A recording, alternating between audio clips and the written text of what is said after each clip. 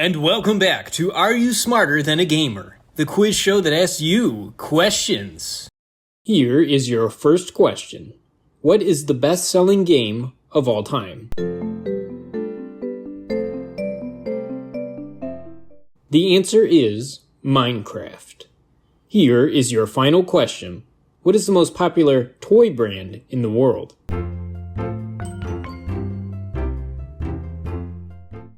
Survey says Lego.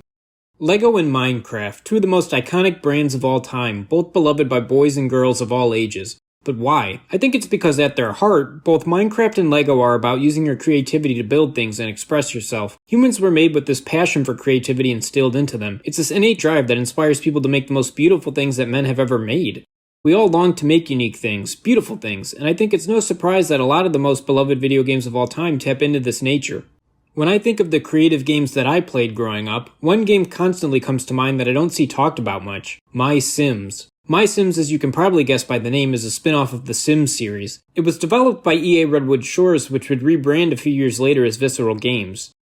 And it's time for the bonus round. The MySims developers went on to make this called Classic Series. Yup, you guessed it, Dead Space. Yeah, I laughed pretty hard when I read that online. It's quite the tonal shift going from MySims to Dead Space. Also, real quickly, we're going to review the family tree of this game. So as we established, MySims is primarily an offshoot of the Sims series, which at the time just had two mainline entries, The Sims 1 and The Sims 2. However, it wasn't the first console Sims game. In fact, there had already been multiple by 2007, the year MySims released. The console games The Sims 1 and The Sims 2 and The Sims 2 Pets sound like they'd be PC ports, but they're completely different games. Then you have The Sims Bustin' Out, which was basically a sequel to The Sims 1, not to be confused with The Sims 2. Also, there's The Herbs, Sims in the City, which is kind of the first spin-off to the Sims series on consoles, and had the Black Eyed Peas involved. But on PC, you had The Sims Stories, which was a Sims game made for lower-end PCs, which was not really a spin-off, but not mainline either. Also, The Sims Online existed. Backing up a bit, all those Sims console games that I mentioned were also on portables, which were completely different than the console games, which you'll remember were completely different than the PC games. And then some of the handheld games were different depending on the handheld, The Sims 2 being the standout as it's not the same as The Sims 2. And of course, The Sims as a whole is a spin-off of SimCity, along with its spin-off siblings such as Sim Earth, Sim Ant, Sim Life, Sim Farm, Sim Tower, which I'm pretty sure was the inspiration for Tiny Tower if you ever played that on your phone. I miss the Star Wars version so much. Sim Health, Sim Isles, Sim Town, Sim Golf 1996, not to be confused with Sid Meier's Sim Golf, which came out in 2002, is also part of the Sim series. Sim Copter, Sim Tunes, Sim Park, The Streets of Sim City, Sim Safari, Sim Theme Park, and Sim Coaster. All of these games owe their existence to Will Wright, creator of The Sims and SimCity, who got inspired to create SimCity by his game Raid on Bungling Bay's level editor. So MySims is a spin-off of The Sims, which is a spin-off of SimCity, which was a spin-off of the Raid on Bungling Bay. So Sim Ant is like MySims' great uncle, I think. Imagine that wild family reunion. So MySims is very different than The Sims, which may seem strange at first, but remember at this point the Wii was still a strange console to most people with its lack of power and motion controls. So doing a weird new thing fit well with the Wii vibe at the time. The game was specifically built to cater to the Wii's audience, so these Sims look more like Animal Crossing characters than traditional Sims, and I think it works great. The music is also pretty good here. So MySims has a different aesthetic, but does it play different?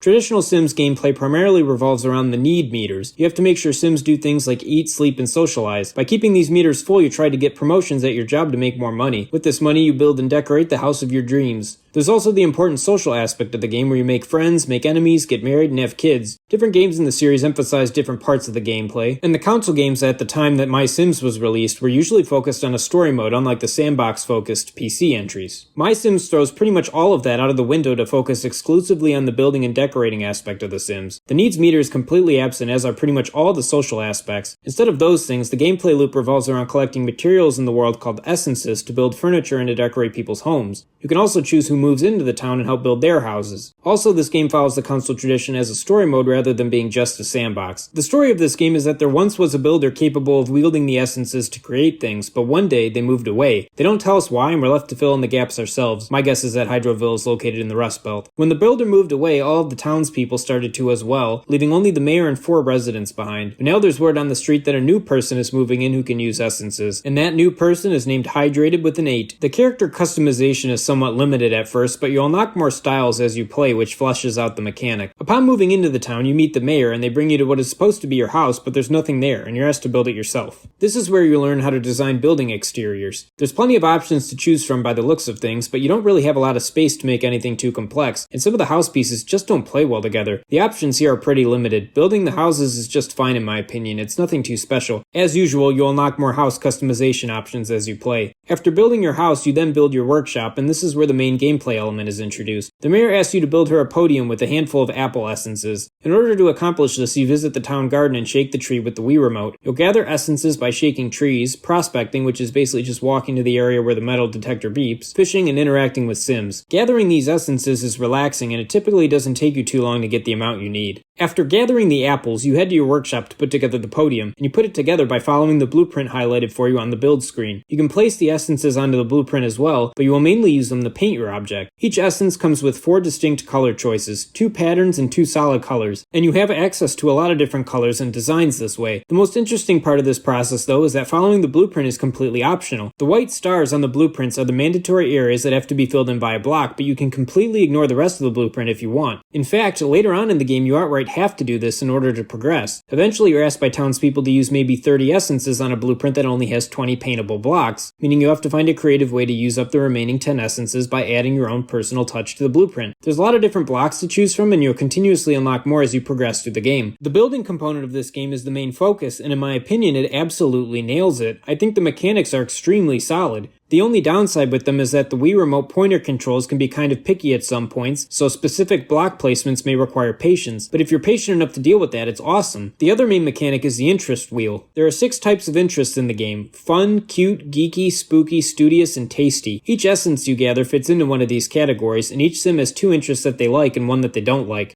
What kind of essences you use to decorate items will determine whether or not a sim likes it. If you give a sim enough furniture that they like, they will eventually become your best friend and give you decor items, clothes, or a new blueprint in return. Also, if a sim asks you for a piece of furniture made with specific essences, they'll give you hints where to find them in the overworld when you talk to them. Your town has an overall interest percentage meter which shows how much of each interest your town layout has. These 6 don't add up to 100. Instead, the secondary goal of this game is to max each of these out to 100. By making furniture or building houses with essences and decorations that match the corresponding interest, you can increase this meter. When you reach 100%, you unlock a special Uber Sim who can give you more unique blueprints after becoming best friends with them. This is a lot easier said than done though, as it takes a lot to reach that 100%. The best way to do this quickly is to just litter your town with building decorations that correspond with the interests that you're trying to max out. That's why my town is so littered with flamingos. I have about 2,000 of these things in Hydroville. Back to the story though, after doing a few jobs for the mayor, you're then informed that the hotel has a new guest, this Italian pizza chef who you can then invite to move into your town. As you progress, more and more Sims will start showing up to the hotel. These Sims are either business owners who will give you quests to do, or regular Sims called townies whose houses are usually mostly empty, which encourages you to furnish them. The chef operates a pizza restaurant, and as you build the items he asks you to build, your town's star level increases. This is the main objective of the game, to get a 5-star town. Each time you move in a townie Sim or complete a quest for a business owner, this level will increase. As it increases, you unlock more building blocks, blueprints, and outfits. You also unlock more tools as you gain stars that let you access more areas of the town. This in turn lets you find and unlock more essences, which allows you to build cooler and cooler objects. It's a fun gameplay loop, and if you like building things like you're seeing here, I think you'll get a lot out of it. After completing the chef's objectives, you have to do the same thing for a museum curator. After that, the game opens up and you can start moving in all sorts of different Sims. If I have one complaint, it's that you have to finish both the pizza place and the museum before the game really opens up. I think after the pizza place, you have a good enough idea how the mechanics work, and I don't think forcing you to do the museum section was necessary. It makes the start feel a bit too slow. After the museum, you pretty much just move Sims in, build houses, build furniture, find the required essences, rinse and repeat until you reach 5 stars, and then the main story ends with the celebration scene featuring the Sims that you became closest friends with, which is a pretty cool touch. But here lies the main issue with the gameplay. After you reach 5 stars, there's really nothing left to do besides unlocking the 100% interest Uber Sims. By cutting out all the Sims social elements, there's not much of a sandbox to play in after beating the campaign. It just becomes a building simulator which no longer has a point. Also, the building sizes are fixed. It doesn't matter how big or small you build the house on the outside, the inside will always be the same predetermined size. So you can also run out of space to put your stuff, and houses can only hold a specific number of items, so at some point you can't build anymore either. Another problem is that there's actually not that many Sims that you can have move into your town.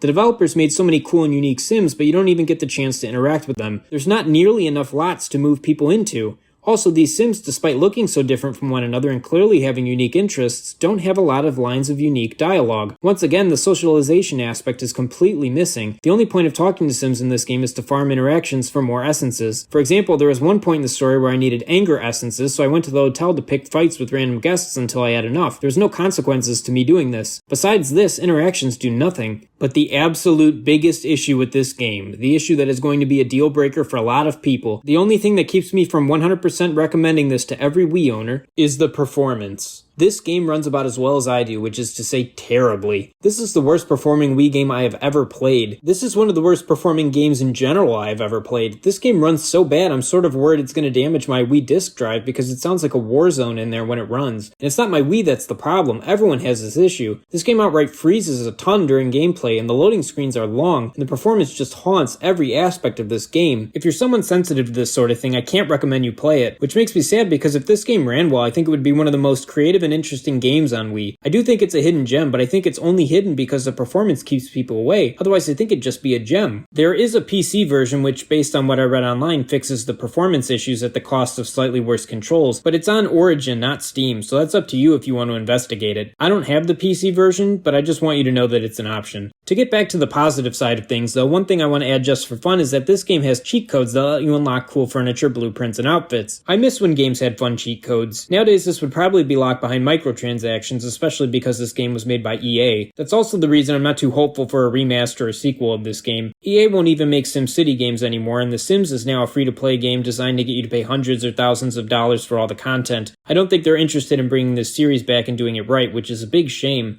MySims had several sequels, but I'm not sure any of them followed this gameplay style. I think a lot of these are actually spin-offs. Yep, more spin-offs to a spin-off to a spin-off to a spin-off to a spin-off. So unfortunately, I don't think there's ever a chance to see this game improve. If they made a new one that ran at 60 frames, had more blueprints, more essences, more lots to move in Sims, and brought back some of the elements from the traditional Sims games, mainly the social mechanics and how you can customize the interior layout of your house, I think you would have a fantastic 10 out of 10 game. This game does something new, and besides the technical issues, it nails a lot of what it was going for. This is a game that desperately needed to be expanded upon. The fact that its fate is likely to just be a forgotten gem on the Wii is just sad. But as it stands right now, is this game a hidden gem on the Wii that is worth your time? It depends. Firstly, as you probably noticed by now, this game caters to a younger audience, which doesn't mean that older people can't enjoy it, but just know that this is a Sims game that is designed mainly for a younger demographic than the traditional mainline Sims games. Second, you have to be able to look past the significant technical issues. It runs terrible, there's no way around that. But even with that, there's a fun and creative gameplay loop with hours of enjoyment here. This game is really unique too. I'm not aware of anything like it, and as someone who has been playing more and more games, both new and old, this is becoming increasingly important to me. You almost certainly have not played a game like this before. You can get the MySims collection on Wii for $12 according to price charting. It comes with this game and MySims Racing, which I've never played, let me know if I should. But for $12, I think this game is worth it for sure. If you can look past the technical issues and want a lighthearted, chill, creativity-focused game to play, and assuming this gameplay looks fun to you, I think you should pick it up. Anyways, thanks for watching, and I hope you have a great day.